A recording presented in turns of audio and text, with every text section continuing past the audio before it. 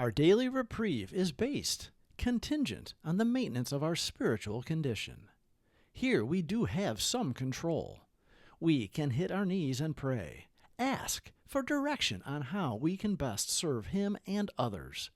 When we do, we are placed in a position of neutrality when it comes to liquor. Recoil as if from a hot flame. We are not tempted. It does not matter to us. He removed it from us, and we happily follow directions. It is the easier, softer way of living. Our selfishness is replaced with selflessness.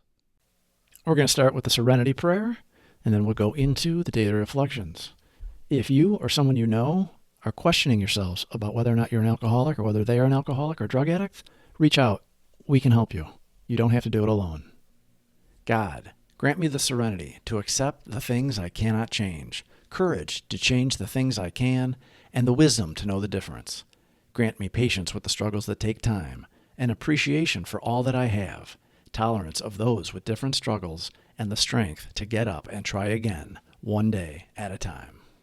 October 26th, one ultimate authority. For our group purpose, there is but one ultimate authority, a loving God as He may express Himself in our group conscience.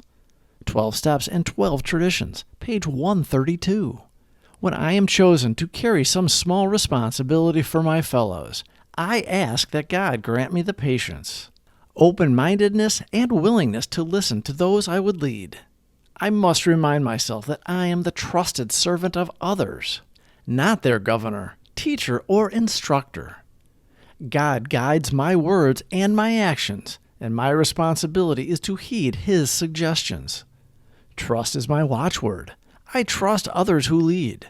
In the Fellowship of Alcoholics Anonymous, I entrust God with the ultimate authority of running the show. Our leaders are but trusted servants. They do not govern. Tradition 2, love it.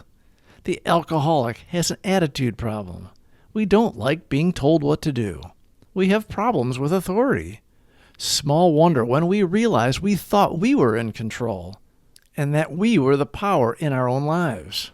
In reality, we were the person born on third base and thought we hit a triple. It wasn't us that got us there. We were blessed from the start and took credit for all the blessings and blamed others for our failures. Delusional thinking at its best. A delusion, a persistent, false, psychotic belief regarding the self or persons or objects outside the self that is maintained despite indisputable evidence to the contrary.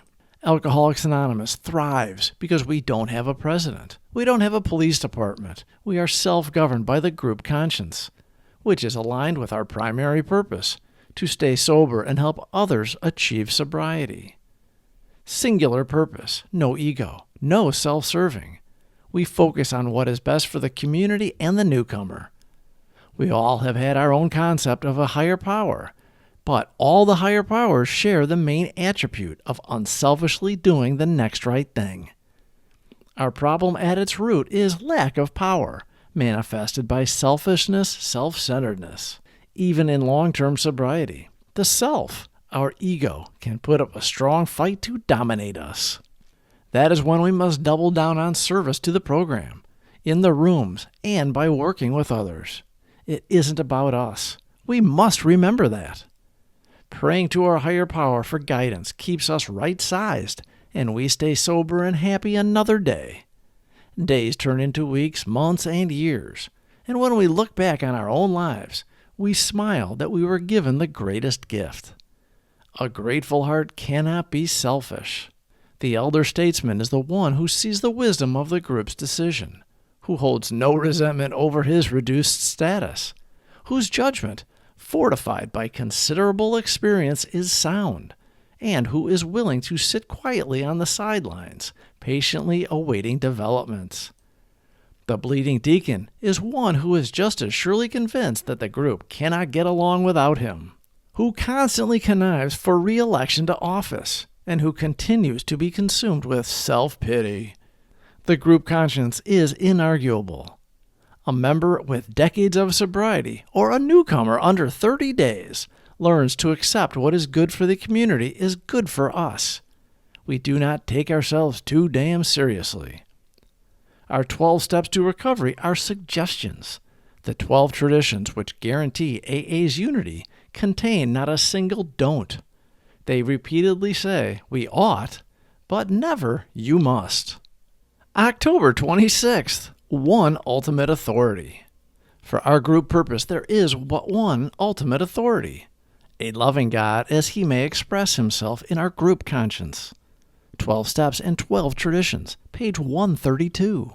When I am chosen to carry some small responsibility for my fellows, I ask that God grant me the patience, open-mindedness, and willingness to listen to those I would lead.